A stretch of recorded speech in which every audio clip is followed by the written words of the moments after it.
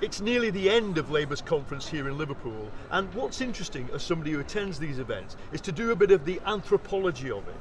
I can see really three tribes here at the Labour Party conference. One of them behind me is the Labour Party, and if people are wearing suits, they could be trade union leaders, they could be local council officials, but this is a party that has substantially moved to the left.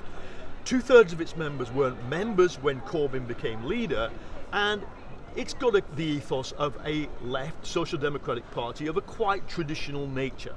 Now, up the road, in fact in several venues, right in the middle of the new cultural heartland of Liverpool, the Baltic Triangle, there is a different tribe, and that is the new members, who certainly are not wearing suits, the new members who are the activists of the Momentum movement and of the more radical left that draws on the traditions of anarchism, the far left, the environmental movement, movements of oppressed groups like LGBTQ, and their culture is very different. And if you look at the way that the meetings are structured, they're different. They're inclusive. It's a very unstructured thing. Now, who's the third tribe? Follow me, I'll show you. The third tribe are inside there in all kinds of stands and exhibition spaces and fringe meetings, and that tribe is quite a welcome tribe to me. It is business. And business and other interest groups are now coming to Labour conference in the way they weren't, I would argue, under Ed Miliband, because they realise Jeremy Corbyn could soon be Prime Minister.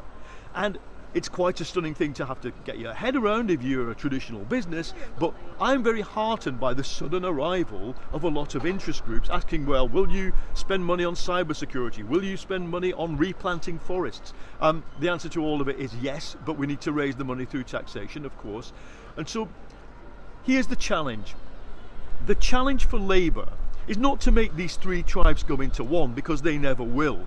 But the challenge for Labour is to put itself in power, in Parliament, as soon as possible, but then mobilise a movement behind it.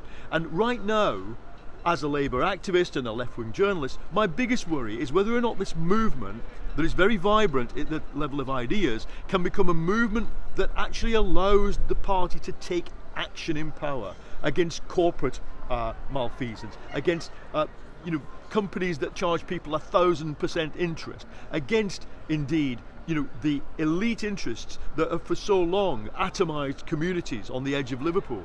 So it's, can the movement step up? Can the party craft a manifesto and an offer to the British people that gets them into power? And can business learn to think in a new way about a kind of government that really no corporate elite in the Western world has ever had to deal with? These are massive big ifs, but they're very exciting ifs to be contemplating.